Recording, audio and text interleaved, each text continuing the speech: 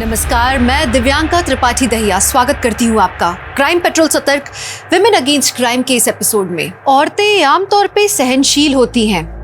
कई बार अपने ऊपर हो रही ज्यादतियों को औरतें चुपचाप सह लेती हैं और अगर नहीं तो उन्हें चुप कर दिया जाता है। तो ये कविता की कहानी क्या थी? उसका ये हाल किसने किया? ये उसके चुप रहने का अंजाम था या कुछ बोलने की सजा मिली उसे? कविता बचपन से अपने अपनों के लिए संघर्ष कर रही थी, लेकिन उसके संघर्ष की वो एक रात इतनी काली थी जिसकी वहशत से अगला सवेरा भी कांप उठा।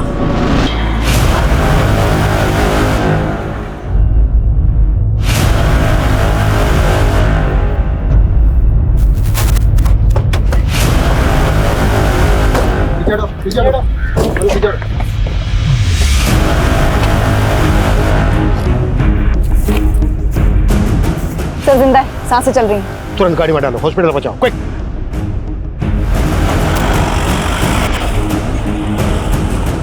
सर ये देखिए, ड्रैगिंग के मार्क्स सीधे जंगल से सड़क की तरफ आ रहे हैं। हो सकता है ये लड़की जंगल से रोड तक सरकते सरकते आई हो।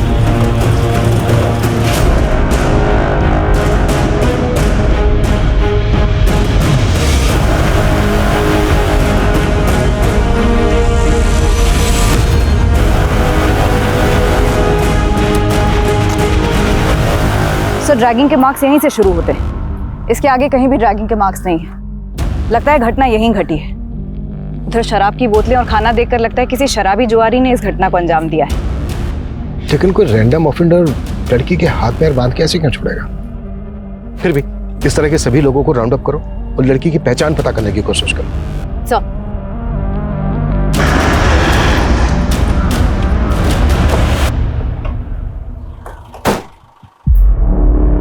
सर लड़की की कंडीशन बहुत ही क्रिटिकल है। आई डोंट नो कि वो बचेगी भी या नहीं।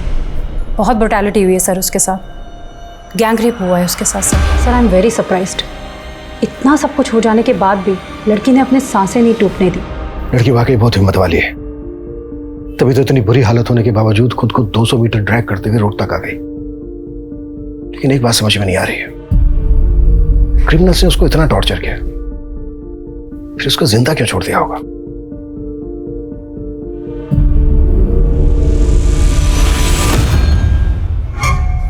ए लड़की, ए चल निकल, छोड़ दिया तुझे, जा जा।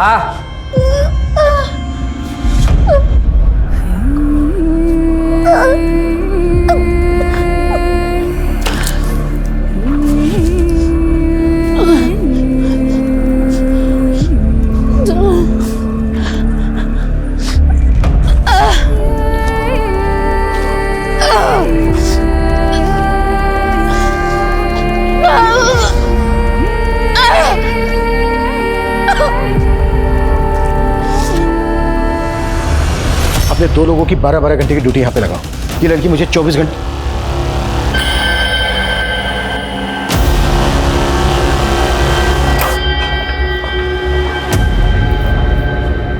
सिस्टर, इनका हाथ ऐसे ऐसे सीधा करना है।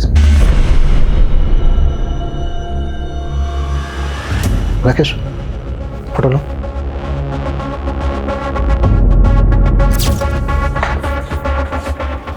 ये जो टैटू है, इसमें किसी साउथ इंडियन लैंग्वेज में शायद ये कोई शब्द है,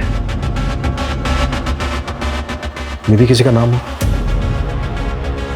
देखो, किसी मिसिंग कंप्लेन में इस तरह के टैटू का जिक्र है क्या? क्रिमिनल्स तक पहुंचने के लिए हमें इस लड़की की पहचान पता करना बहुत जरूरी है।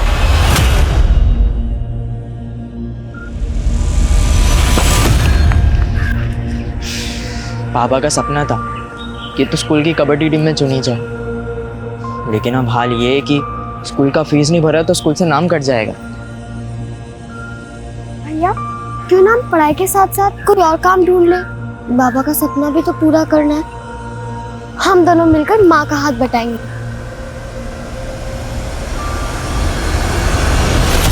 तो ऊपर वाला बड़ा है निर्दयी। अब इस उम्र में तुझे विधवा कर दिया,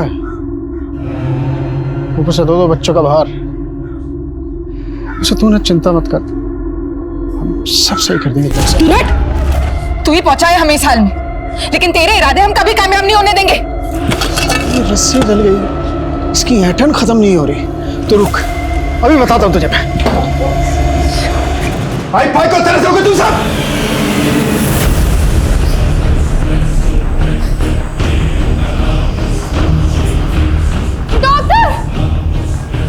क्या हुआ? तुम इंजेक्शन रेडी करो फटाफट।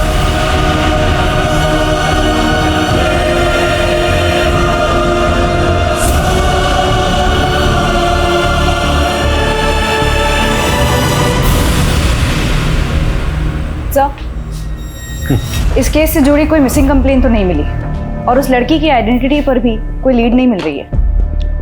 मैंने पता किया, उस लड़की के हाथ में जो टैटू है वो कन्नड़ में वेंकट लिखा है।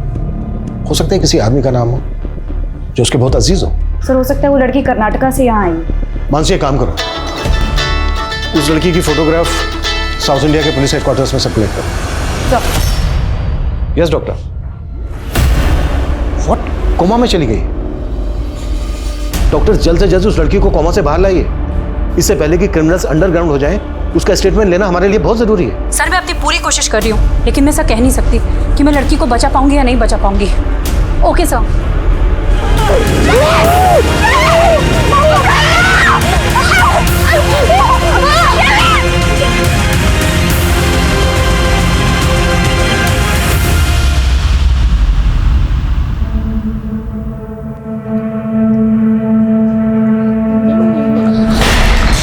रिया, ये क्या किया तूने? कहा था ना तुझे अपनी बेटी को काम पर मत लेके आना। अब इस नुकसान की भरपाई कौन करेगा? हाँ बेटा तू थोड़ा ध्यान रखा कर, ऐसी गलती होगी तो कौन काम पे रखेगा बता। एक काम भी छूट गया ना तो घर चलाना मुश्किल हो जाएगा। समझ नहीं आ रहा कि तुझे घर पर कैसे अकेले छोड़ के जाऊं। मम्मी मैं अकेली रह लूंगी, अब मैं बड़ी हो गई हूँ। तुम नहीं जानती कि दुनिया कितनी खराब है। मुझे आज भी याद है कि मैंने कितना सहा जब मैं छोटी थी। कविता का एक संसार था, लेकिन मुश्किल के वक्त में वो अकेले लड़ रही थी अपनी मौत के साथ। पुलिस को लग रहा था कि वेंकट कविता का कोई अजीज होगा, लेकिन अब तक पुलिस ऐसे किसी वेंकट को नहीं ढूंढ पाई थी जो कविता को जानता हो। कविता के गुनहगार उसके अपने थे या कोई गैर? दूर हो मुझसे, दूर हो।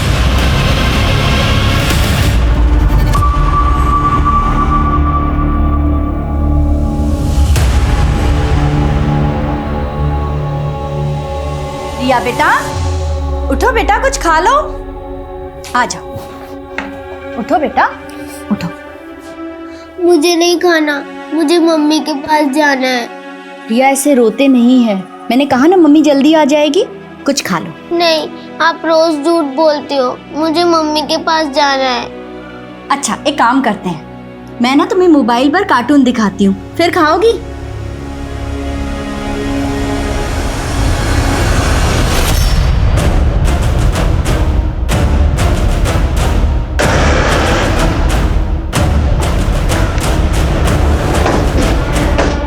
सर मैं नंदा, मैंने ही आपको फ़ोन किया था। वो जब मैंने कविता की फ़ोटो देखी, कविता मेरी किराएदार है और यहाँ अपनी बच्ची के साथ रहती है। इधर आओ बेटा।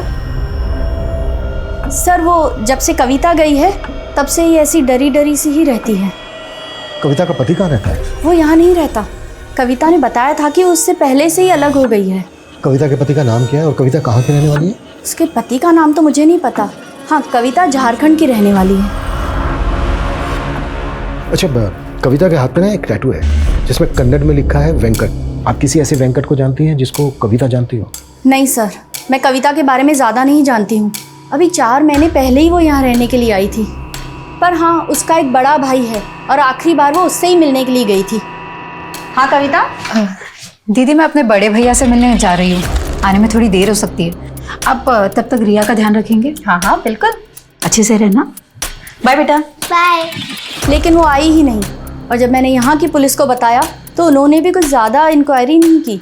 कविता का भाई रहता कहाँ है? वो मुझे नहीं पता। कविता का नंबर तो होगा आपके पास? हाँ है। कविता के घर की तलाशी लो। हो सकता है कविता के घर में उसके पति और पति से रिलेटेड कोई क्लू मिल जाए। सर नंदा जी, आपको किसी पे शक है जो कविता का ही हाल कर सकता है? हाँ सर, एक आदमी है मंगल, और मैंने उसके बारे में पुलिस को भी बताया था, पर 2 महीने हो गए पुलिस उसे ढूंढ ही नहीं पाई। ढूंढ नहीं पाए मतलब? ये कौन है मंगल? क्या किया था इसने ऐसा? सर 1 नंबर का नशेड़ी है, पूरा मोहल्ला उससे परेशान रहता है। तुम दोनों को अभी अंदर करवाती हूँ। ठीक हो तुम? लोकल पुलिस से कांटेक्ट करो, पता करो ये मंगल कौन है, इसकी पूरी हिस्ट्री निकालो।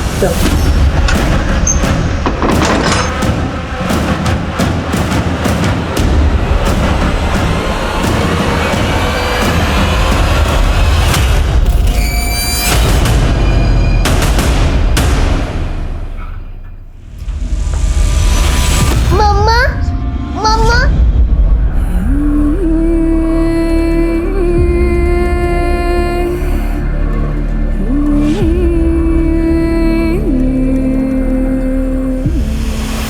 सर, गाजियाबाद पुलिस से मंगल और उसके दोस्त पिंटू का फोटो मिला है। कविता के गायब होने पर नंदा ने इन्हीं दोनों पर आरोप लगाया था। मंगल,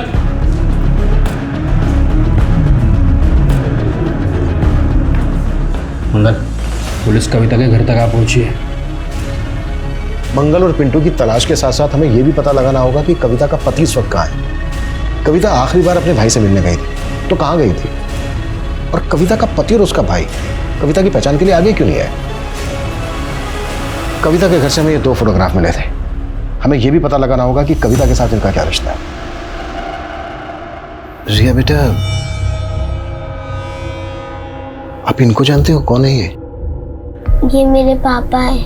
अच्छा, तो ये आपके पापा हैं। बेटा नाम क्या है इनका? संपत।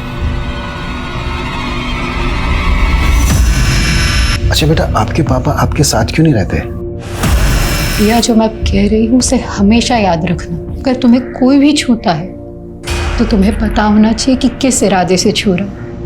अगर कोई तुम्हें यहाँ छुए या ऐसे पकड़े तो समझ लेना वो ठीक नहीं है, गलत है। वहां से भाग जाना या मदद के लिए जोर से चिल्लाना ठीक है। ये क्या ज्ञान दे रही है तू इसको? रिया तुम अंदर जाओ।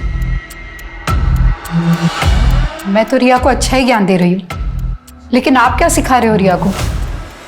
शराब पीकर घर आते हो, बीवी के रहते हुए पराई लड़कियों पे आंखें काटते हो। रिया पे क्या असर पड़ रहा है, कभी सोचा है आपने? चुप कर। तुझे अगर मेरे से इतनी दिक्कत हो रही है ना तो छोड़ के चली जा। क्यों पड़ी है यहाँ पे? हाँ, जल्दी चली जाऊंगी। वैसे भी ऐसे माहौल में मैं अपनी बेटी को नहीं पालना चाहती। जबान लड़ाती है। अच्छा बेटा, जब आप अपने पापा के साथ रहती थी तो कहाँ पर रहती थी? वो भगवती नगर। भगवती नगर में? बेटा कहाँ पर, आपको पता मालूम है?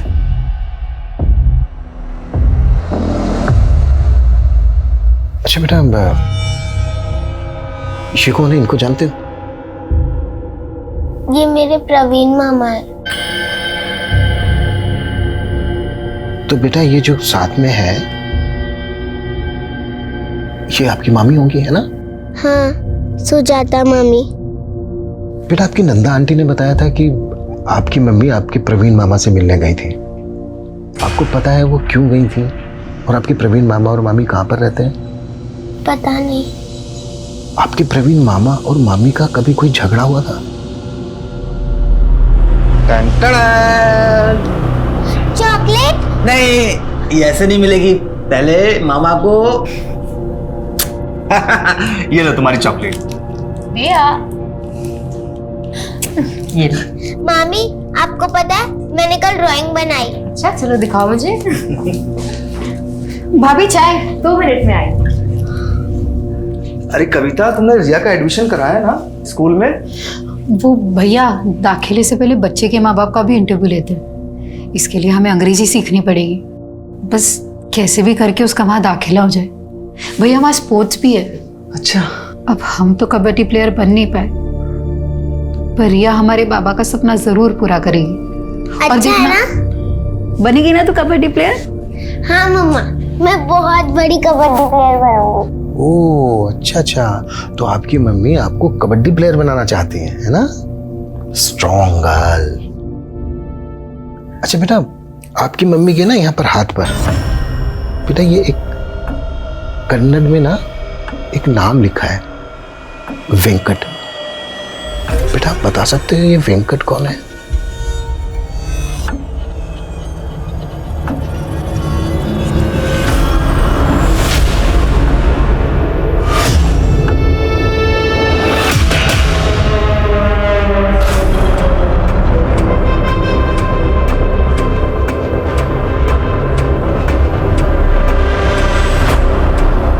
जी नमस्ते साहब, हम आपका जुगाड़ सेट कर दिए साहब, रात को पहुंच जाएगा आपके पास।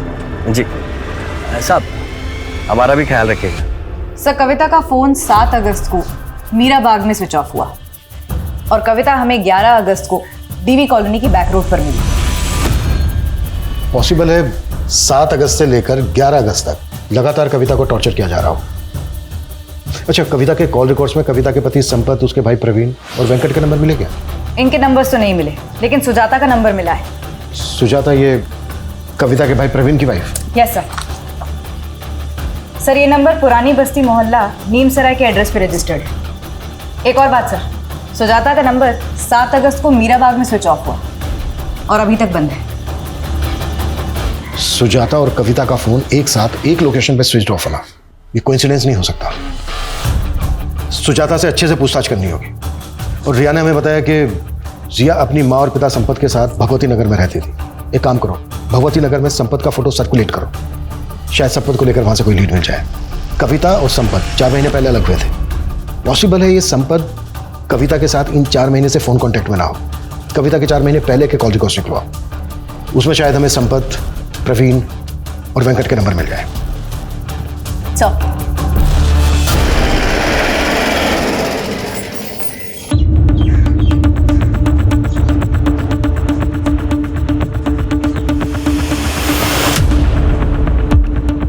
यहाँ तो अक्सर ताला ही लगा रहता है।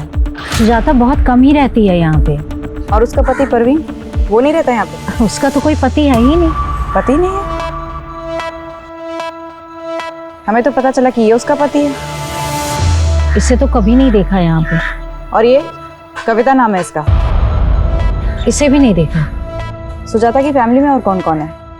उसकी कोई फैमिली नहीं है, वो अकेले ही रहती है। और जब भी आती है तो नए नए आदमी आते जाते रहते हैं। हमने तो सुना है वो धंधा करती है। What? सुजाता एक प्रोस्टिट्यूट है? कविता और सुजाता का फोन एक साथ 7 अगस्त को मीरा बाग में स्विच ऑफ हुआ था। मैंने कहा था ना, ये कोइंसिडेंस नहीं हो सकता। सुजाता इस वक्त हमारी प्राइम सस्पेक्ट है। हमें सुजाता और प्रवीण दोनों को ढूंढना होगा। और थोड़ा देना, बाद में दूंगा भाई। अरे मंगल मांग रहा है। समझा दे। एक पुलिस, अबे भाग!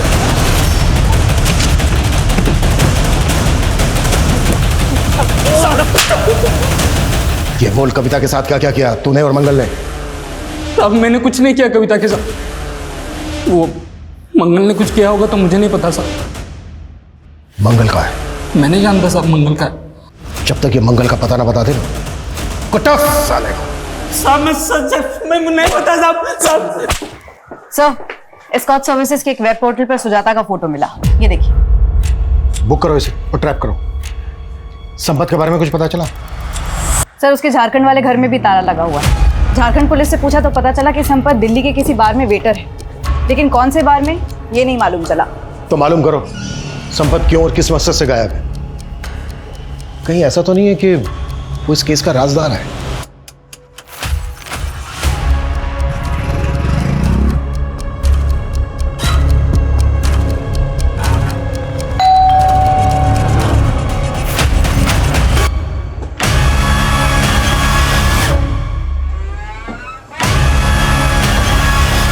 चलें। नहीं सर, आप जिस नंबर की बात कर रहे हैं वो मैं नहीं इस्तेमाल करती थी। वो तो कविता का भाई प्रवीण इस्तेमाल करता था सर। तो प्रवीण का है? सर मुझे नहीं पता कहाँ है वो।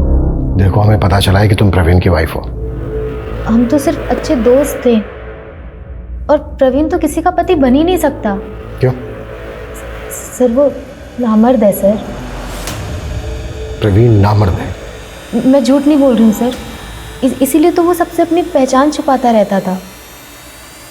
लेकिन वो शुरू से ऐसा नहीं था सर, उसे नामर्द बना दिया गया था। मतलब? कविता और उसका परिवार झारखंड के एक छोटे से कस्बे में रहते थे। वहाँ पे ज़मीन के विवाद में कोई नारायण नाम का आदमी, उसने उसके बाप को मरवा दिया और उसी आदमी ने उसकी माँ का रेप करने की भी कोशिश की। सर उन दोनों के साथ कभी कुछ सही नहीं हुआ। वो बेचारे अपनी माँ को लेकर शहर आ गए। हमारे पड़ोस में ही रहते थे। उसकी माँ और उसकी बहन घर घर जाकर काम करके अपना गुजारा कर रहे थे वो लोग। और इस हादसे के बाद तो प्रवीण जैसे डिप्रेशन में चला गया था। कई सालों तक तो हमें लगता था कि प्रवीण को कोई दिमागी बीमारी है। वो इतना चुप चुप रहता था। सर कविता ने मुझे कभी नहीं बताया कि प्रवीण के साथ क्या हुआ है, लेकिन मैं मन ही मन प्रवीण को पसंद करती थी। और फिर एक दिन मैंने उसे बाजार में इसे देखा। जब उसकी माँ गुजर गई और कविता की भी शादी हो गई, उसके बाद तो प्रवीण और भी अकेला हो गया था। लेकिन मैंने एक सच्चे दोस्त के नाते उससे मिलना बंद नहीं किया। वो तो कविता के बेटी और उसके पति को भी अपनी सच्चाई नहीं बताया। उन्हें यही लगता है कि मैं उसकी बीवी हूँ। लेकिन तुमने अभी तक ये नहीं बताया कि प्रवीण कहाँ है। सर कई महीनों से मैं प्रवीण से नहीं मिली हूँ। कविता का पति कहाँ है अब? इस बारे में मुझे नहीं पता सर। कविता कौन से गांव की रहने वाली है? गोदा गांव के रहने वाले हैं वो लोग। कविता के हाथ में यहाँ टैटू है एक, जिसमें कन्नड़ में लिखा है वेंकट। ये वेंकट कौन है? मुझे नहीं पता सर।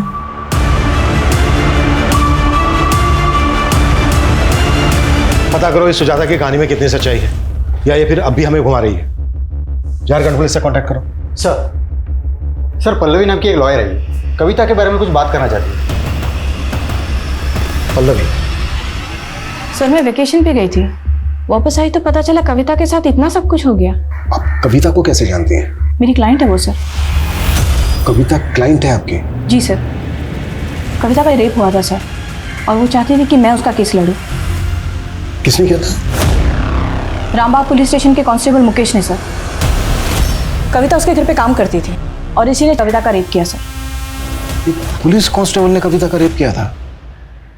जी हाँ सर, और उसके पति ने भी उस बेचारी का साथ नहीं दिया सर। ये आंसू बहा के मत दिखा। हाँ क्या भरोसा, तू खुद सोई हो उसके साथ जाकर, और जब मन भर गया और लगा कि मुझे तेरे इस रिश्ते के बारे में पता चल जाएगा तो नाटक कर रही है। कैसे आदमी आप? मेरे साथ इतना सब गलत हुआ और मुझ पे ही लाछन लगा रहे। तो तेरी क्या आरती उतारूं मैं? चुप करके बैठ जा। और है ना, तू जानती है ना वो कितना पावरफुल आदमी है, कुछ नहीं कर सकती तू उसका। मैं चुप नहीं रहने वाली, चाहे आप मेरा साथ दे या ना दे, मैं इंसाफ लेके रहूंगी। तुम्हारा रेप हुआ 16 फ़रवरी को, तुम पुलिस स्टेशन पहुंची 18 फ़रवरी को। 2 दिन क्यों चुप रही कविता? मैं बहुत डर गई थी मैडम। मुझे लगा कि मेरे पति मेरे साथ थाने चलेंगे, लेकिन मैं उस कांस्टेबल के बड़े साहब से भी थाने जाके मिली, लेकिन वो बोले कि मेरे मेडिकल रिपोर्ट में लिखा कि मेरा रेप ही नहीं हुआ। तुम्हारा रेप होने के 2 दिन बाद तुम्हारा मेडिकल हुआ था ना, तो इसीलिए शायद मेडिकल रिपोर्ट में रेप कंफर्म नहीं हुआ होगा। और तुम आई भी तो मेरे पास रेप होने के 1 महीने बाद। तो क्या आप भी मेरी मदद नहीं करेंगे? उसकी आंखों में सच्चाई थी सर। ये केस मेरे लिए भी काफी मुश्किल था, पर मैंने तय कर लिया था कि मैं कविता का केस लड़ूंगी। आप जो ये कह रही हैं, आपके पास कोई एविडेंस है? इससे बड़ा क्या सबूत होगा सर? जब से मैंने कविता का केस लिया मुझे धमकियां मिल रही हैं। देख वकील, कविता का केस छोड़ दे। अगर उसका केस लड़ा ना, तुझे रेप करके काट देंगे हम। कौन थे वो लड़के? उन दोनों की शक्ल नहीं देख पाई सर, दोनों ने हेलमेट पहन रखा था। पर हाँ, मैंने बाइक का नंबर नोट किया सर, क्रॉस चेक भी किया मैंने आरटीओ से, नंबर प्लेट फेक था सर। मुझे यकीन है सर, ये दोनों भेजे हुए गुंडे ये मुकेश के ही थे। आज कविता भले ही कौमा में है सर, लेकिन मैं उसकी लड़ाई जारी रखना चाहती हूँ। आपसे बस यही उम्मीद है कि कविता को इंसाफ दिलाते टाइम आप ये नहीं देखेंगे कि आरोपी आप ही की तरह एक पुलिस वाला है। आखिरी बार बोल रही हूँ, इसे काम पे मत लेके आना। अरे इतना अच्छा शो पीस तोड़ दिया देखो तो। बच्चे क्यों डांट रही हो तुम? है छोटी सी चीज तो तोड़ी है। तू टेंशन मत ले, चाय बना के ला पहले। जी सर। सर हमने इस केस को बहुत अच्छे से इन्वेस्टिगेट किया था। कविता के आरोपों में कोई सच्चाई नहीं थी, सरासर झूठ बोल रही थी वो। कहीं ऐसा तो नहीं है कि तुम कांस्टेबल मुकेश को बचा रहे हो? सर मैं किसी को नहीं बचा रहा हूँ। हाँ मुझे अभी पता चला है कि कविता के साथ गैंग रेप हुआ है, I am sorry for that. लेकिन ये साबित नहीं हुआ था कि मुकेश ने कविता का रेप किया था, बल्कि उसके पति ने भी उसके खिलाफ गवाही दी थी। क्या है ना साहब, मेरी बीवी हमारी बेटी को अंग्रेजी मीडियम में भेजना चाहती, तो इसलिए ज़्यादा से ज़्यादा पैसा जुटाने में लगी रहती है साहब। मतलब असल में कोई रेप नहीं हुआ उसके साथ? वो बोल तो रही है उसका रेप हुआ है, पर मुझे नहीं लगता। सर, जब कविता का हस्बैंड ही उस पर डाउट कर रहा था, हम भरोसा कैसे करते? और सर, उसके मेडिकल रिपोर्ट से भी यह स्पष्ट नहीं होता है कि उसके साथ रेप हुआ था।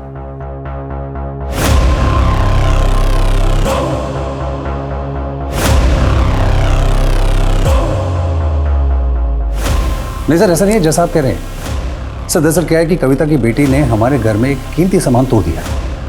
मेरी बीवी उदिता ने उसकी बेटी को डांट दिया। बस सर इसी खुंदक में उसने मुझे बदनाम करने की कोशिश की। लेकिन उसके पति ने तो स्टेटमेंट दिया है कि वो ये सब करके तुमसे पैसा वसूल करना चाहती थी। कहीं ऐसा तो नहीं है कि वो स्टेटमेंट देने के लिए तुमने उसके पति को खरीद लिया था? सर मैंने ऐसा ना तो किया है और ना ही मेरे खिलाफ कोई ऐसा आरोप साबित हुआ है। इनफैक्ट मैं तो छुट्टी लेके चला गया था जब ये इन्वेस्टिगेशन शुरू हुई थी, ताकि इन्वेस्टिगेशन अच्छे तरीके से हो जाए। और फाइनली सच्चाई निकल कर आई सबके सामने और मुझे मेरी वर्दी वापस मिल गई। पर उसने कसम खाई थी तुम्हारी वर्दी उतरवाने की। वो भी कोर्ट में जाना चाहती थी तुम्हारे खिलाफ। कहीं ऐसा तो नहीं है कि इसी डर की वजह से तुमने? सर मैं अभी भी रेडी हूँ। आप जो इन्वेस्टिगेशन करना चाहते हैं कर लीजिए, और अगर कोई भी चीज़ मेरे खिलाफ आती है तो मैं सजा पाने के लिए भी तैयार हूँ। जिस कॉन्फिडेंस के साथ कांस्टेबल मुकेश बात कर रहा था, उससे तो यही लग रहा है कि उसने फुल प्रूफ प्लान बनाया होगा। आई एम श्योर इसने कविता के हस्बैंड को भी खरीद दिया होगा। सर हो तो ये भी सकता है कि कांस्टेबल मुकेश ने मंगल की रंजिश का फायदा उठाकर ये कांड करने के लिए उसका इस्तेमाल किया।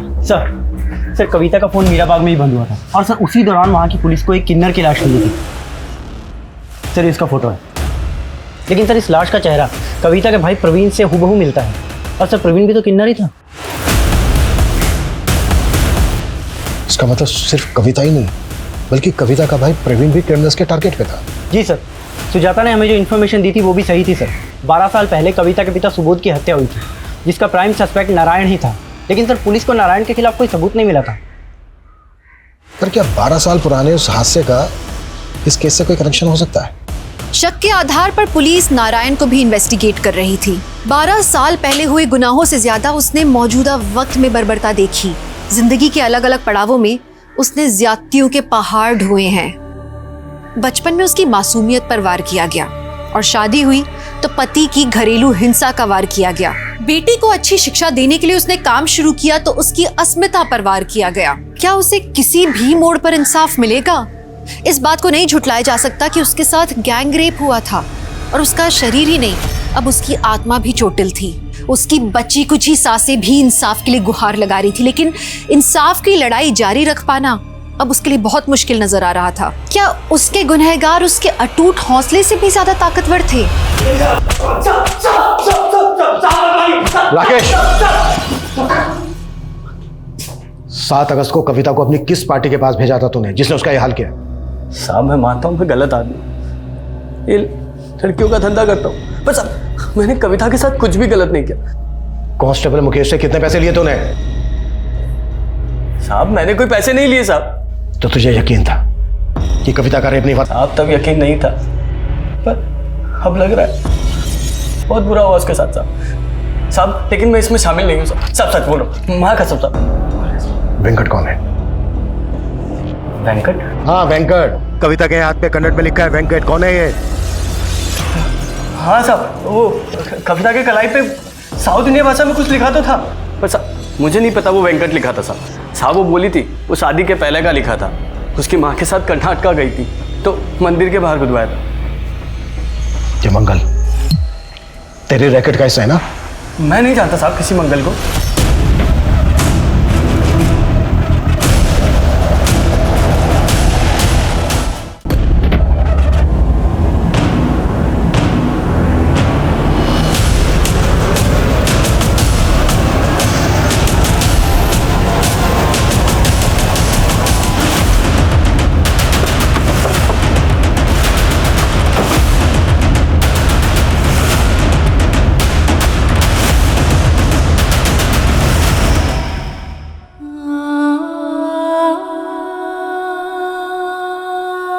सर मेरा फ़ोन आया था सर, मैं बस 2 मिनट के लिए बाहर गया था।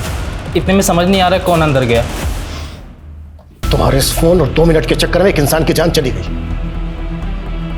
सीसीटीवी फुटेज निकलो। सर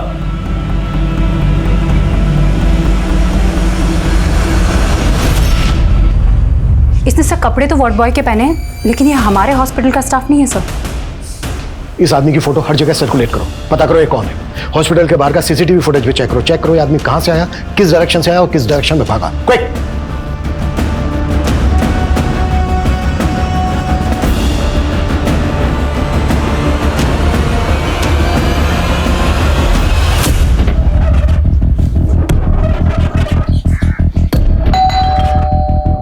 सर, फोन ट्रेस हो गया है, इसकी लोकेशन।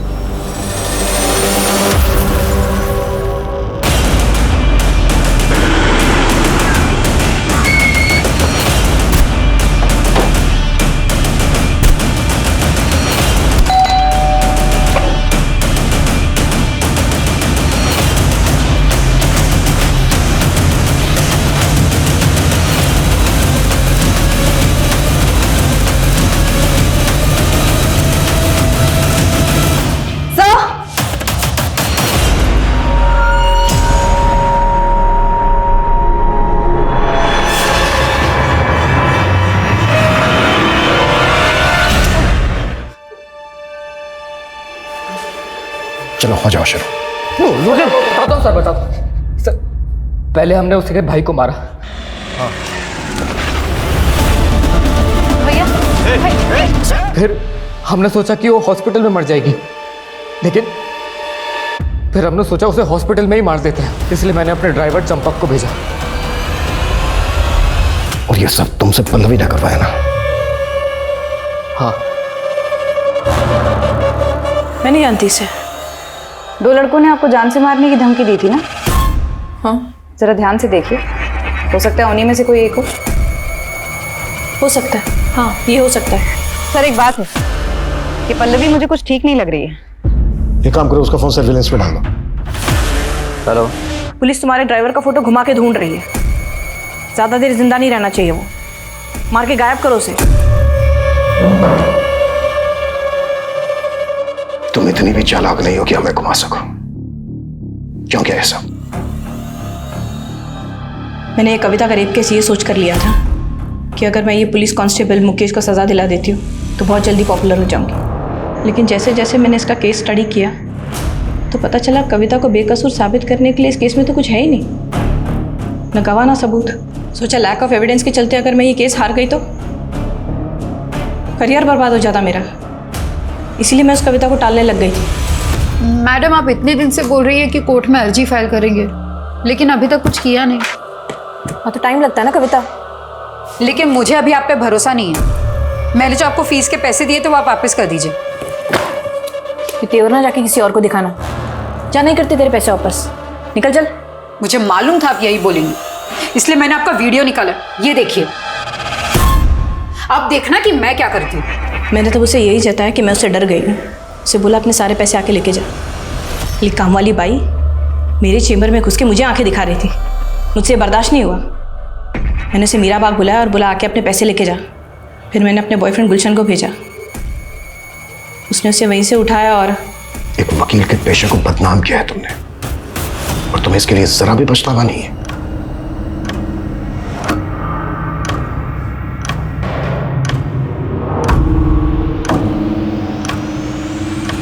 हम अक्सर देखते हैं कि इंसाफ की लड़ाई सौदेबाजी का व्यापार बन जाती है। सच को अक्सर मक्कारी से दबा दिया जाता है, जो हमारे मन में कानून के लिए अविश्वास पैदा करता है। यही वजह है कि पल्लवी से धोखा खाने के बाद भी कविता ने कानून का दरवाजा नहीं ठकठकाया और उसके बाद उसके छल में फंसकर अपनी जान गंवा दी। लेकिन कविता का इंसाफ आज भी अधूरा है। मंगल तो पुलिस की गिरफ्त में आ गया, लेकिन मुकेश आज भी सलाखों के पीछे नहीं पहुंच पाया। कविता का अंत इसलिए भी दर्दनाक है क्योंकि उसकी बेटी रिया इतनी छोटी सी उम्र में अकेली हो गई। रिया का भविष्य कैसा होगा ये सोच के भी डर लगता है, क्योंकि इस दुनिया में एक बच्ची के लिए, एक औरत के लिए जैसे दिन ब दिन वहशियत बढ़ती ही जा रही है। लेकिन नहीं, अब और सहन नहीं करेंगे। देखते हैं हमारे आज के एपिसोड की दूसरी कहानी। किसकी थी वो लाश जिसे दर्द के सन्नाटे में जला दिया गया? कौन थी वो लड़की जिसे दिन दहाड़े कुचल कर मार दिया गया। ऐसे कई उलझे हुए सवालों और रोंगटे खड़े करने वाले जवाबों से भरा हुआ है ये एपिसोड। नमस्कार, मैं दिव्यांका त्रिपाठी दहिया स्वागत करती हूँ आपका क्राइम पेट्रोल सतर्क विमेन अगेंस्ट क्राइम के आज के एपिसोड में। जब किसी औरत के साथ कोई क्राइम होता है तो सिर्फ वो मुजरिम नहीं, कहीं ना कहीं उसके लिए हमारा पूरा समाज भी जिम्मेदार होता है। वैसे लड़कियां पढ़ रही हैं, आज वो तरक्की कर रही हैं, अपने पैरों पे खड़ी हो रही हैं, लेकिन कहीं ना कहीं हमारा समाज उन्हें बार बार महसूस कराता है कि वो अबला हैं। उनके मन में बचपन से ही एक छाप पड़ी होती है कि वो एक लड़की है, वो कमजोर है, वक्त आने पर किसी हैवान का वो सामना नहीं कर सकती, और अगर कभी कुछ गलत हो जाए तो वो चुप रहे, गरिमा बनाए रखे। फिर ये तो संसार का नियम है कि एक दुर्बल किसी ना किसी पापी के पाप का निशाना बन ही जाता है।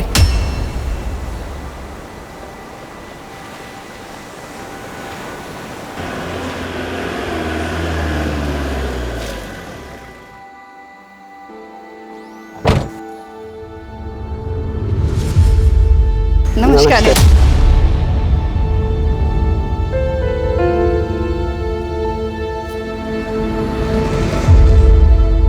आपने इस एनजीओ में आके यहाँ की औरतों का मनोबल बढ़ाया है, उसके लिए धन्यवाद। धन्यवाद तो हमें आपको कहना चाहिए गरिमा जी, क्योंकि ऐसे बहुत कम लोग रहते हैं जो ऐसे निस्वार्थ समाज की सेवा करते हैं। अब तो बस यही लोग हमारा परिवार है। गरिमा ताई सचमुच में देवी हैं, हमेशा हमारी मदद करती हैं।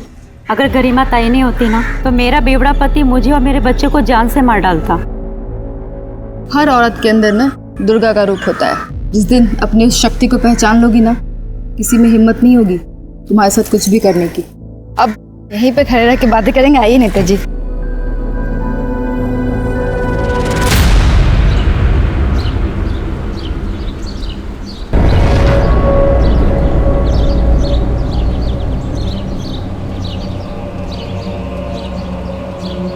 माल लोड करो।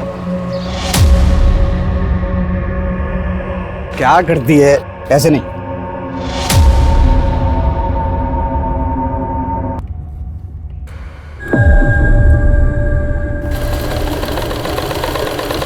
ठीक है,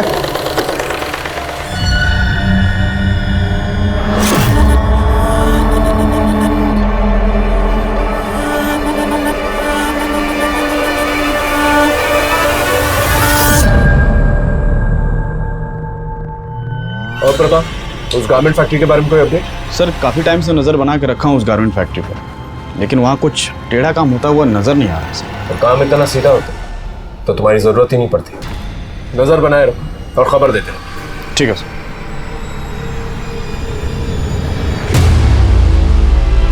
आई बहन जी, आई बैठिए बैठिए आप। अरे जुम्पा, कहाँ रह गई? आई आई जल्दी चलो चलो, हल्दी लगाना शुरू करो। अच्छा काजल ताई, हमें शादी करके भूल तो नहीं जाओगी? चल लड़ी। अरे ऐसे कैसे भूल जाएगी?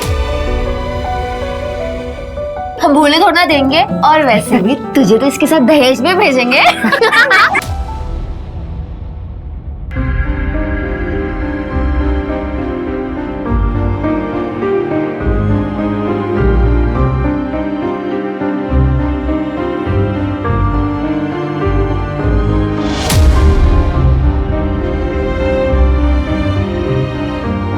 कम से कम 10,000 रुपए। इतना ज्यादा? हमारी दोस्त को हमसे छीन रहे हो, ये तो बहुत सस्ता हुआ। अरे ठीक है, अच्छा ठीक।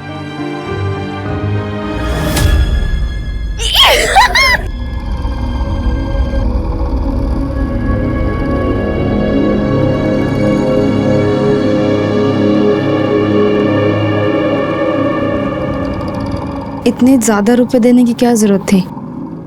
तुम अभी तक वही सोच रही हो?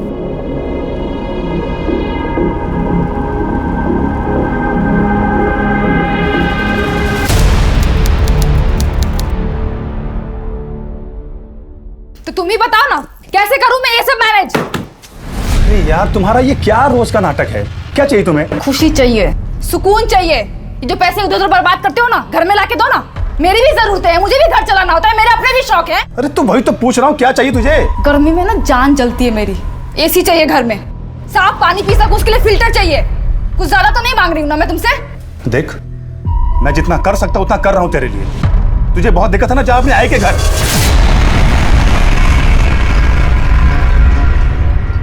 काजल बेटा, 2 बर्तन साथ में होंगे तो खनक तो उठेगी ना। अरे निखिल ने तुझसे गुस्से में कह दिया कि आई के पास चली जा, इसका मतलब ये तो नहीं ना बेटा कि तू अपना घर पति सब छोड़ के आ जाएगी। मम्मी निखिल मेरा बिल्कुल भी ख्याल नहीं रखते मम्मी। पत्नी हूँ ना उनकी ज़िंदगी में क्या हो रहा है जानने का हक है ना मुझे। वो कितना कमाते हैं, कहाँ खर्च करते हैं, कहाँ उड़ाते हैं, मुझे कुछ भी नहीं बताते। अब तुम ही बताओ कैसे चलाऊंगी घर में। बेटा सब ठीक हो जाएगा, तू चिंता मत कर। काजल काजल काजल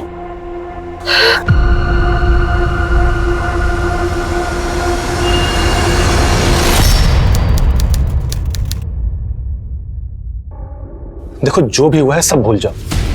मैं वादा करता हूं कि अब से पैसा कहीं नहीं बर्बाद करूंगा।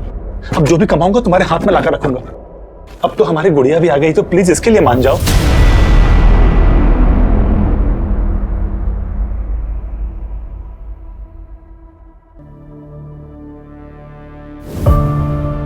अरे कैसी है तू? बस आप ही का नाम लेती है गरिमा ताई। इतनी बड़ी हो गई है ये। गरिमा ताई वो पैसों का कुछ बंदोबस्त हुआ क्या? मधु ये लो। धन्यवाद ताई। खूब पढ़ाओ इसे। जब एक आदमी पढ़ता है ना तो सिर्फ अपनी जिंदगी सुधारता है, लेकिन जब एक औरत पढ़ती है तो पूरे समाज को सुधारती है। किसी भी बात की टेंशन मत लेना तुम। चलो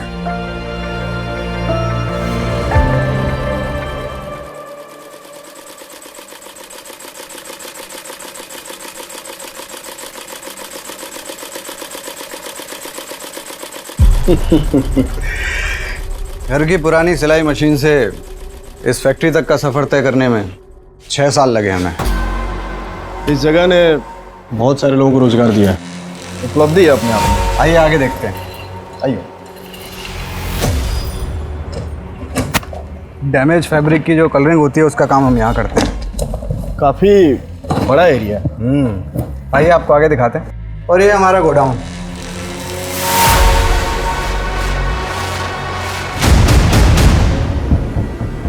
यहाँ क्या है दरअसल? ये तो बस स्टोर रूम है।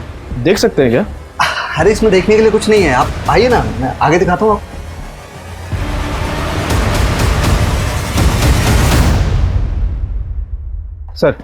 सर उस गारमेंट की फैक्ट्री से मीरा रोड के एक नंबर पर अक्सर बात होती थी। किसी टूर एंड ट्रेवल्स के ऑफिस का नंबर है सर। मीरा रोड जाके पता कर, अगर एक भी क्लू मिल गया ना तो इस गारमेंट फैक्ट्री के खैर नहीं। जी सर। मुझे कुछ समझ नहीं आ रहा, मैं क्या करूं? मुझे तुमसे मिलना है।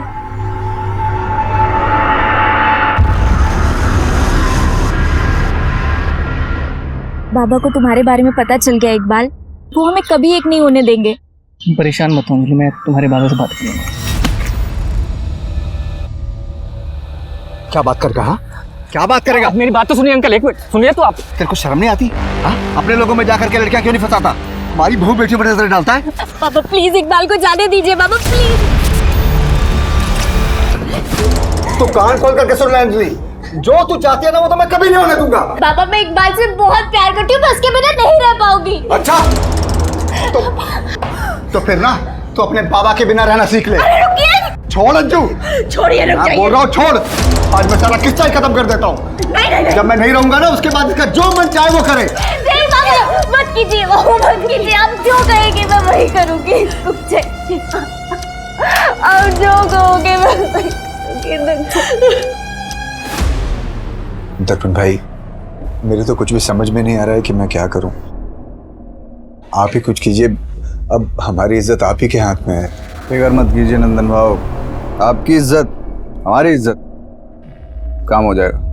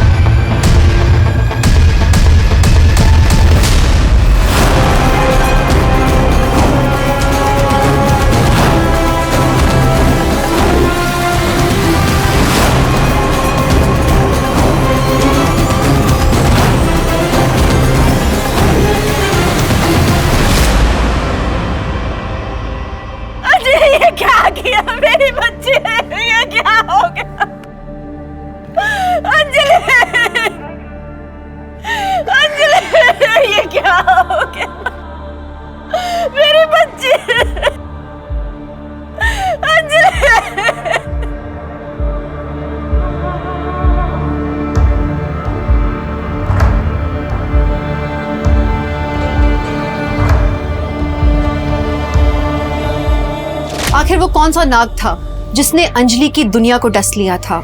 अंजलि को इकबाल से प्यार था और उसका ये प्यार का रिश्ता उसके माता पिता को मंजूर नहीं था। उन्होंने पूरी कोशिश की हुई थी अंजलि को इकबाल से दूर रखने की। अंजलि की मौत के पीछे उसके ही किसी अपने का हाथ था या वो किसी के खूनी खेल का निशाना बन गई थी?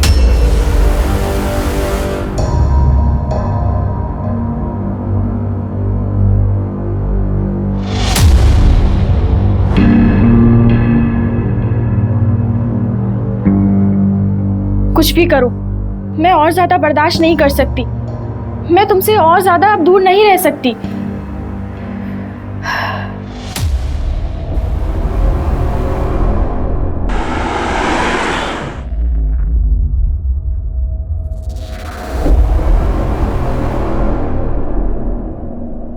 हाँ साहब, वो मेरी दुकान है, पर वो तो 2 साल से बंद है।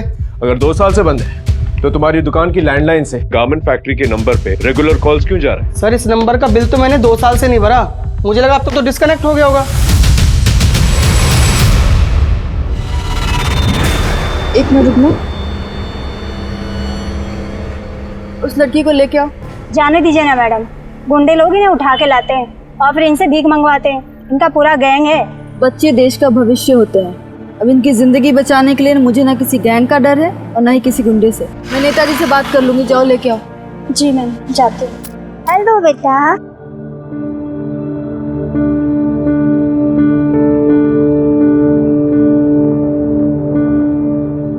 क्या नाम है तुम्हारा? श्वेता। अच्छा, आओ बैठो।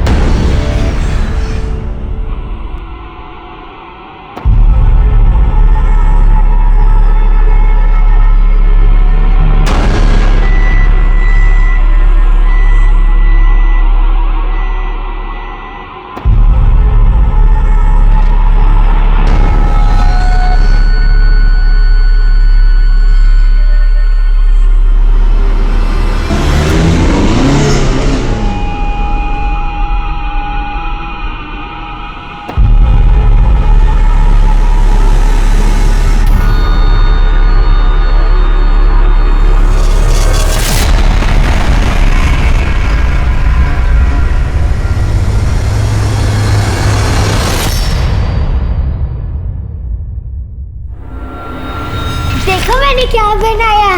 क्या बनाया?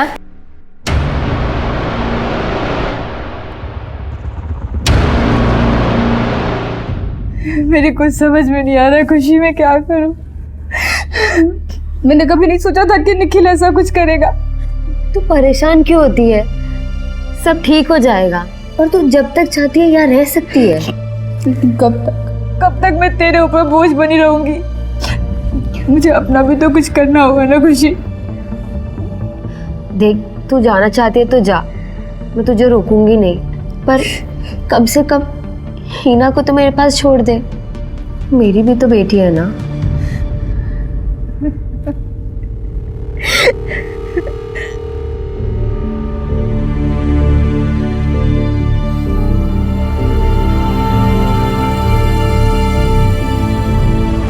सर, मैंने मीरा रोड के टेलीफोन एक्सचेंज में जाकर उस दुकान के फ़ोन नंबर के बारे में पता किया। सर, उसके लैंडलाइन का बिल वो रेगुलर कैश में जमा कर रहा था, लेकिन वहाँ के ओनर सिंह ने तो कहा था कि उसे इस बारे में कुछ भी पता नहीं। अगर शॉप बंद थी, लैंडलाइन से फ़ोन कॉल कर रहा था, हो सकता है नकली चाबी बनवाई। इस सिंह से ज़्यादा पूछताछ क्यों नहीं की था? नहीं सर। और लैंडलाइन भी नहीं कटवाई? नहीं सर। गुड। पता करो इस लैंडलाइन से गारमेंट फैक्ट्री के अलावा और कहाँ कॉल्स गए। अगर चूहा बिल में छुपा है तो बिल तो खुद ही है।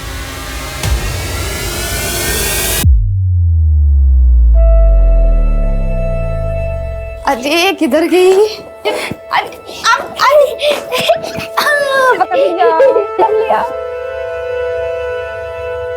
चल अच्छा, तुम्हारे आ जाने के बाद ना इस शैतान की शैतानियां और बढ़ जाती है। मम्मी, मैं आपको मेरा ड्राइंग दिखाऊं? हाँ। संभाल कर।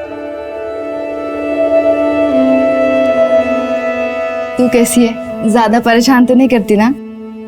बहुत परेशान करती है, लेकिन मुझे एक बात बताना, अगर बेटी अपनी माँ को परेशान नहीं करेगी तो किसे परेशान करेगी?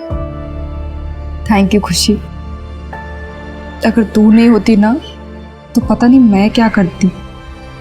मैं गुमसुम काजल से गरिमा ताई कभी नहीं बन पाती, लेकिन मैं यहीं तक रुकने वाली नहीं हूँ। मैं ना औरतों की जितनी मदद हो सके ना उतनी मदद करूंगी। मुझे कुछ ठीक नहीं लग रहा है।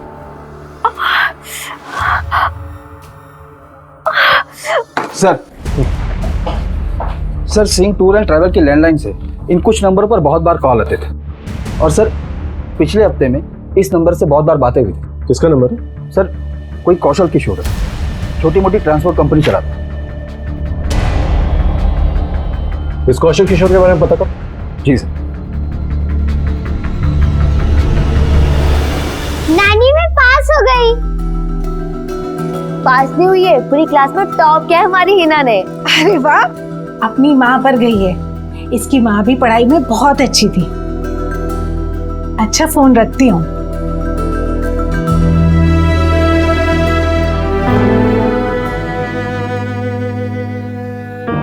काजल ने हमारी जिद पर निखिल से शादी की थी।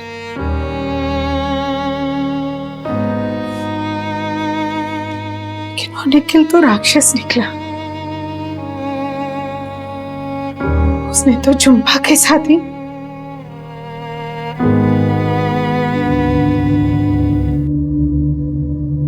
झुम्पा, तुझे कितनी बार कहा है खाना टाइम से खा लिया कर। होता है, बस ये साफ कर लूं। अच्छा चल ठीक है। और ये हिना ना रात भर सोती है ना सोने देती है। अब जाके सोई है तो मैं सोचती हूँ थोड़ी सी झपकी मैं भी मार लूं। निखिल आने वाले होंगे, तुमको खाना खिला देना। होता है। चल और तू भी खा ले जल्दी। होता है।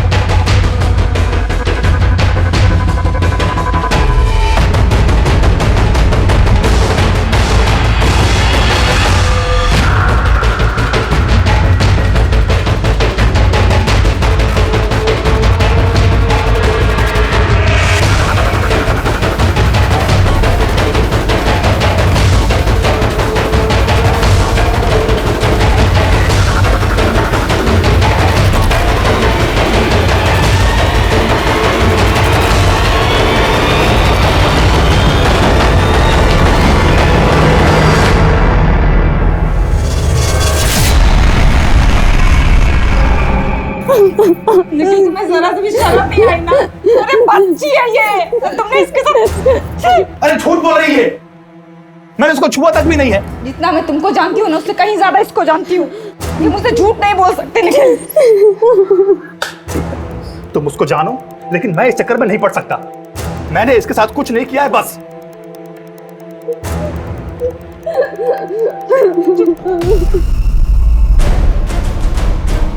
तुम्हें क्या लगा था कि तुम मेरा पति हो तो मैं तुम्हें माफ कर दूंगी?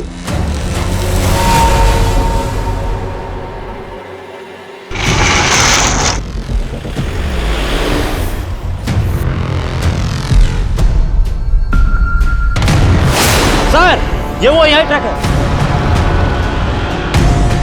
गाड़ी चेक करो। ये सर। क्या है गाड़ी में? कुछ नहीं सर। चल दिखा दिखा दिखा।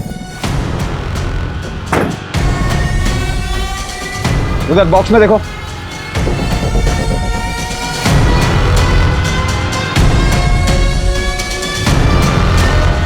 सर ये तो ड्रग्स है।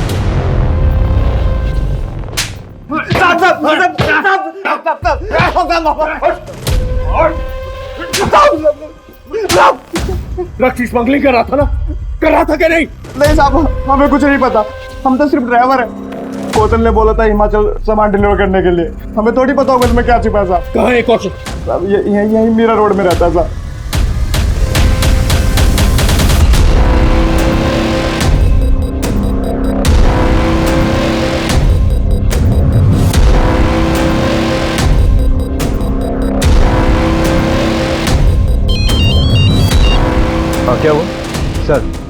वो निकल गया।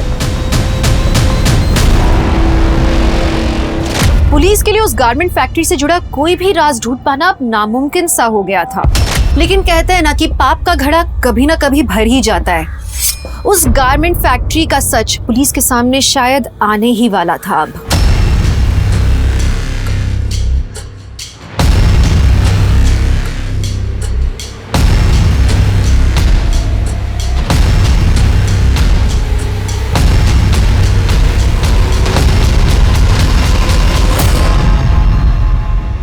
सर मुझे कंप्लेन लिखवानी है। क्या हुआ? मेरे साथ कुछ गलत हुआ है। बड़े सर किधर है? क्या हुआ?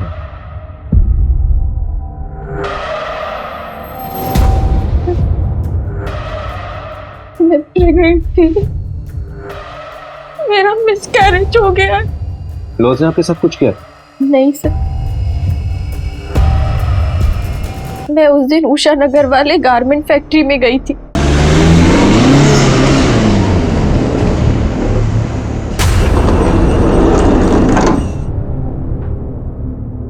मुझे लगता है कि वहां मेरा किसी ने रेप किया। लगता है मतलब? क्या आपको पता नहीं आपके साथ रेप हुआ या नहीं? सर मैं बेहोश थी। किसने किया आपको बेहोश?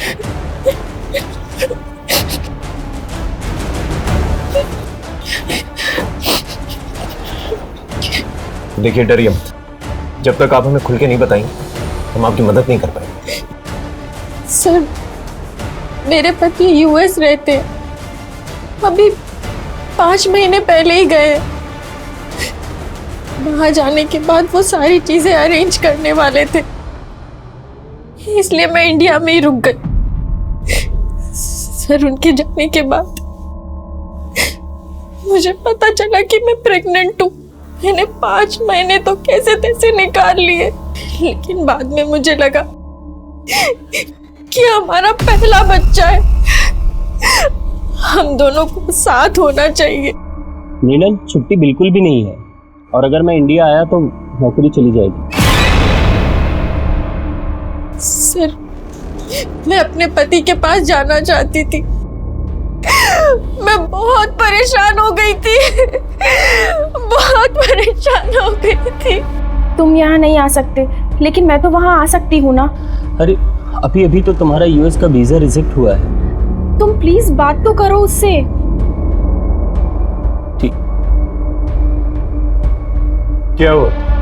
किससे बात करने के लिए कहा था आपके पति? गारमेंट फैक्ट्री वाले दर्पण से।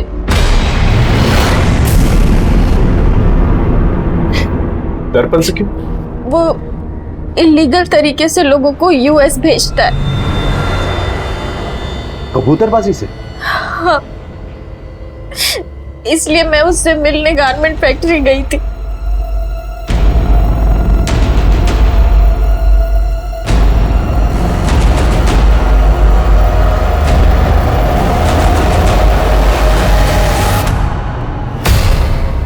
आप पक्का इस हालत में वहां जाना चाहती हैं? हाँ, मेरा जाना बहुत ज़रूरी है।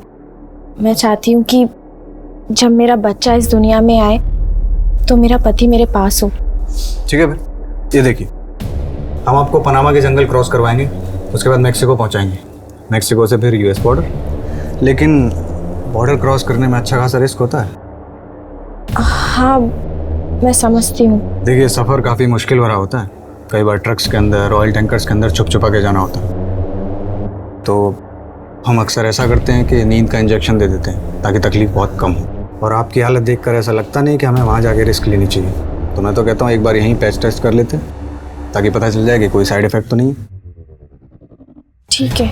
ओके, तो ये आपको इंजेक्शन लगा देंगी, मुझे थोड़ा ज़रूरी काम है, मैं चलता हूँ।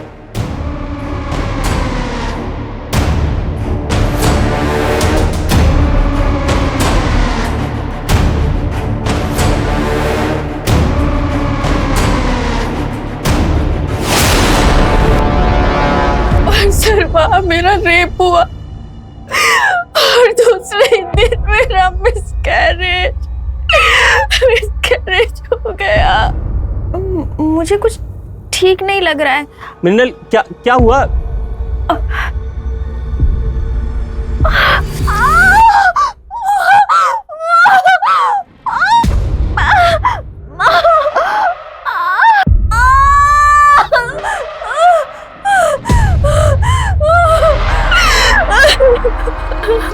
तो तब क्यों नहीं आए आप हमारे पास?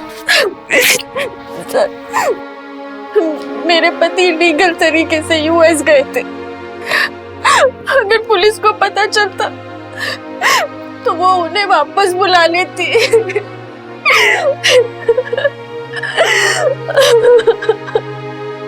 कहते हैं गलत काम का गलत नतीजा होता है, लेकिन मृणाल के पति की गलती की सजा इतनी बड़ी होगी उसने सोचा नहीं था। मृणाल की शिकायत के बाद पुलिस ने उस गारमेंट फैक्ट्री का पूरा सच जानने की कोशिश की, लेकिन उनके हाथ कुछ भी नहीं लगा। सर उस गारमेंट फैक्ट्री के खिलाफ तो कुछ नहीं मिला, लेकिन मृणाल के बयान से तो ये साफ है कि उस फैक्ट्री में उसके साथ रेप हुआ था। सर चलकर दर्पण को उठा लेते ना। लेकिन ये साबित कैसे करेंगे कि मृणाल का रेप वहां पर हुआ था? लेकिन सर उस फैक्ट्री में कबूतरबाजी होती है, इस बिना पर रेड तो डाल सकते हैं वहां पे। कबूतरबाजी के लिए हम लोग वहां पर रेड भी मार लें, लेकिन बाकी जो इलीगल एक्टिविटीज होती है उसे कैसे साबित करेंगे? ये मत भूलो कि मृणाल का रेप वहां हुआ था, और मृणाल एक वाहिद लड़की है जिसने उस गारमेंट फैक्ट्री के खिलाफ जो है कंप्लेंट की है। सबसे पहले तो उसका पति फंसेगा क्योंकि वो इलीगली यूएस गया था। पहले इस गारमेंट फैक्ट्री के खिलाफ सारे सबूत इकट्ठा कर लें, फिर action. I am very sorry sir, मैं जानता हूँ कि मैंने गलत किया है। गलती की सजा तो जरूर मिलेगी। गलती की सजा तो मुझे मिल गई है सर। दर्पण ने तुम लोगों को कोई डॉक्यूमेंट दिया था? कोई भी डॉक्यूमेंट, टिकट वगैरह? नहीं सर, हमारे हाथ में तो उन्होंने कुछ भी नहीं दिया था सर। हम 5 लोग एक साथ गए थे, उनमें से एक ही बंदा था जिसके हाथ में सब कुछ था। पैसे कैसे दिए थे उसे? सब पैसे सब कैश में दिए थे। और दर्पण के बारे में किसने बताया था तुम लोगों को? नंदन भाऊ ने।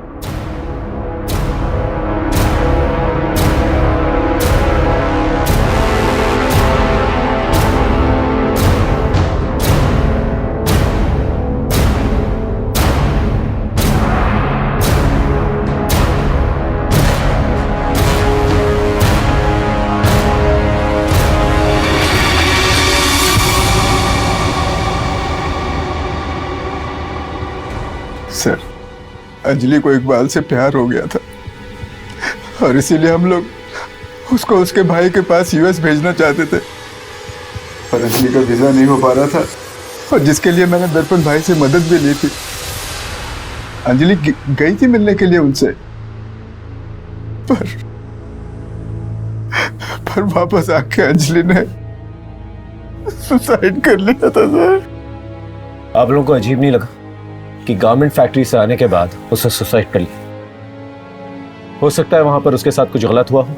हमने तो यही सोचा था कि शायद अंजलि खुद यूएस नहीं जाना चाहती है और हम दोनों से जबरदस्ती भेज रहे थे, इसीलिए उसने शायद आत्महत्या कर ली हो। और आज तक हम लोग एक दूसरे को माफ नहीं कर पाए। ये दर्पण ने आप लोगों को डॉक्यूमेंट्स वगैरह दिए थे? डॉक्यूमेंट्स? नहीं। इस अंजलि के केस को अच्छी तरह से खंगालो, उसके मोबाइल रिकॉर्ड, लोकेशन रिकॉर्ड, सब कुछ। जी सर।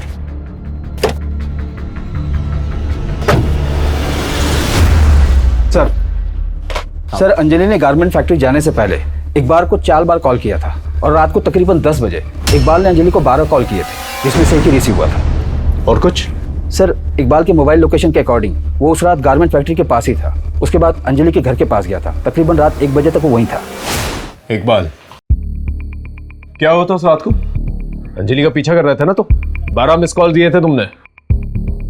सच सच बोलना। सर, मैं अंजलि से बहुत प्यार करता था सर। उस दिन अंजलि का कॉल आया था मेरे पास। मैं तुम्हारे बिना नहीं रह सकती, मैं यूएस नहीं जाना चाहती, प्लीज कुछ करो। अंजलि, तेरे घर वाले हम एक साथ नहीं रहने देंगे, चल भाग चलते हैं। ठीक है। अंजलि अपना सब कुछ छोड़कर मेरे साथ चलने के लिए तैयार थी। सर, हमने प्लान किया था कि वो फैक्ट्री से सर सीधा मेरे पास आएगी। सर, मैंने टिकट्स बुक कर लिए थे दिल्ली की तरफ, सब रेडी था। सर, मैं गारमेंट फैक्ट्री के बाहर उसका वेट करता रहा सर, वो आई नहीं सर। उसके बाद मैंने इतने सारे उसे कॉल्स भी किए थे सर, लेकिन उसने तुम्हारा एक ही कॉल रिसीव किया। क्या कहा था उसने? हेलो। अरे अंजलि, कहाँ हो तुम? लेट हो रहे हैं, ट्रेन का टाइम हो रहा है। इकबाल, मैं तुम्हारे लायक नहीं रही। मैं तुम्हारे लायक नहीं रही। अंजलि हुआ क्या? अंजलि ने इकबाल से कहा था कि अब वो उसके लायक नहीं। इसका मतलब गारमेंट फैक्ट्री में उसके साथ कुछ ना कुछ गलत जरूर हुआ था। नहीं, दर्पण भाई ऐसा कुछ गलत कैसे कर सकते हैं? कर भी सकते हैं। इनफैक्ट एक लड़की आई है हमारे पास रेप कंप्लेंट लेके, और 5 केसेस हैं हमारे पास जिनका लिंक कहीं ना कहीं उस गारमेंट फैक्ट्री से है। आप लोग सिर्फ कंप्लेन कीजिए, अगर उसने किया है नहीं किया है हम उससे गुलवा लेंगे।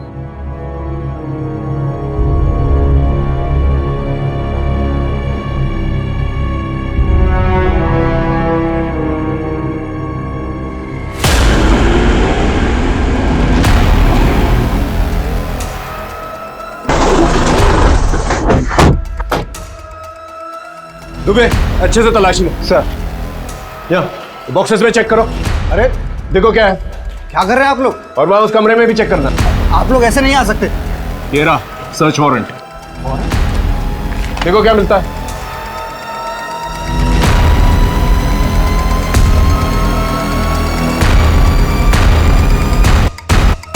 सर सर यहाँ कबूतरबाजी से रिलेटेड कुछ भी नहीं मिला। सर हाँ ये मिला।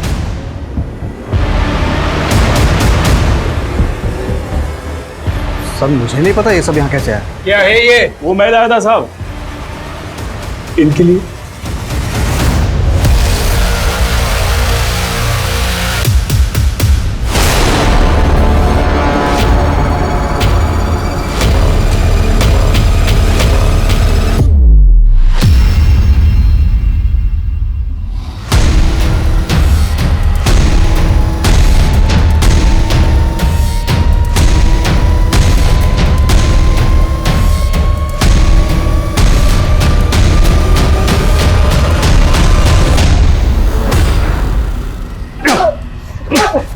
ड्रग्स की स्मगलिंग करता है? हाँ क्या मैं तो बस ट्रक भाड़े पर देता था, कौन उसमें क्या ले जाता मुझे नहीं पता।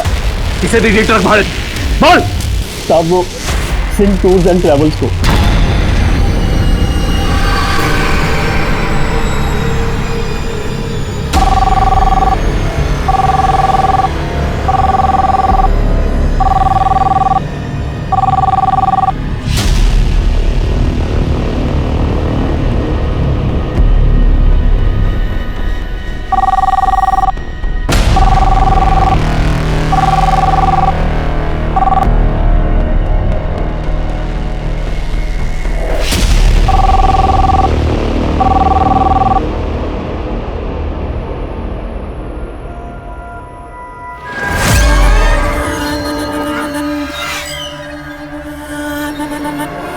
हेलो हेलो, मुझे यूएस जाना है।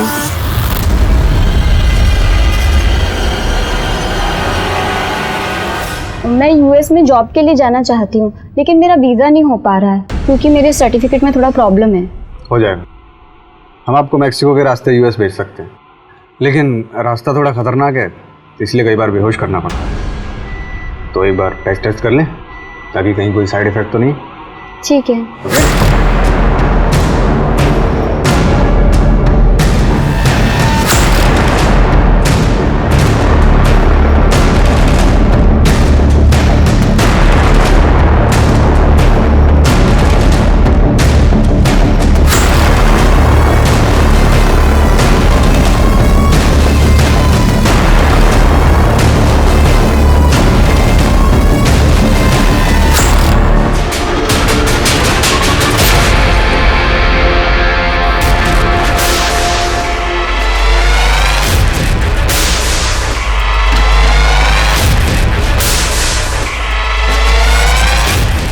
तो तुम हो जो लड़का बन के लड़कियों का रेप करती है, और तुम्हारा पति दर्पण तुम्हारा साथ देता है।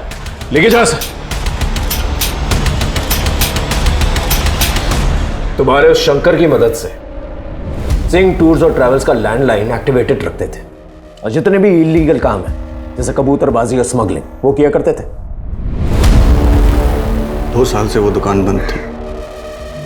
मुझे कहीं से पता चला कि उस दुकान का मालिक सिंह उस दुकान को बेचना चाहता है, इसीलिए उसे रेंट पर नहीं चढ़ा रहा था, खाली रख रहा था। वो प्रॉपर्टी के रेट बढ़ने का इंतजार कर रहा था, इसलिए हमने वहां से अपना काम करना शुरू कर दिया। देखो, छुपाने का कोई फायदा नहीं है। 7 फाइलें हैं मेरे पास और 5 केसेस और भी हैं। अभी से कुछ दिन पहले नम्रता नाम की एक लड़की जो तुम लोगों के गारमेंट फैक्ट्री में काम किया करती थी, हमने पता किया है, वो गाड़ी तुम लोग के फैक्ट्री के नाम पर रजिस्टर थी। एक्सीडेंट का केस बना, लेकिन जब हमने सीसीटीवी फुटेज देखा तो वो घबरा कर किसी से भाग रही थी। तुम दोनों ही मारा है ना उसे? हाँ, क्योंकि उसने चंदा का खून होते हुए देख लिया था। कौन चंदा? एक अनाथ लड़की थी, भिखारन। मैंने उसे अपने एनजीओ में रखा था। बहुत खूबसूरत थी वो। मेरा दिल आ गया था उस पर, लेकिन उसको पता चल गया था कि मैंने उसका रेप किया है, और वो मुझे धमकी दे रही थी कि वो मेरा ये राज सबको बता देगी, तो मैंने उसे मार दिया। तुम्हारी वो जो पार्टनर है ना, उससे मिल के आए हम लोग।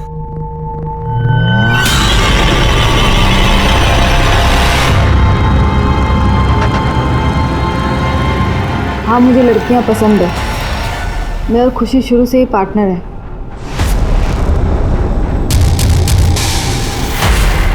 समाज को दिखाने के लिए तुम दोनों ने शादी की? हाँ, मेरे और खुशी के बीच में डील हुई थी कि शादी के बाद हम दोनों अपने अपने पति के साथ रहेंगे, लेकिन हमारा रिश्ता कायम रखेंगे। और तुम्हारा पहला पति निखिल?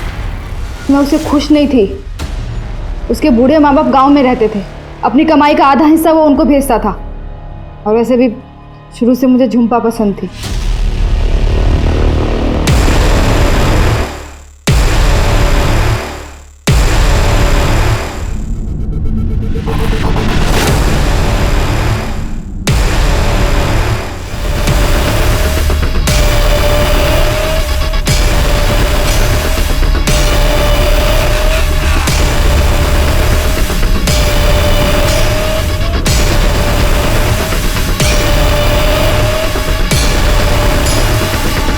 मैंने उसका रेप किया और सारा इल्ज़ाम निखिल पे डाल दिया।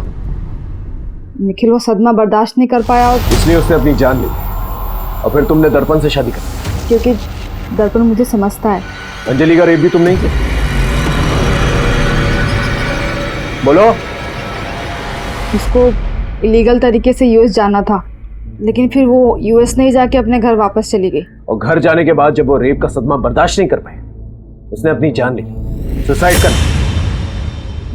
शर्म आनी चाहिए तुम्हें। लोग तुम्हें देवी मानते हैं, तुमने एक राक्षस जैसा काम किया। क्या करूं सर, लड़कियों का शौक है मुझे। अब अपने शौक जो है ना, जेल में पूरे करो।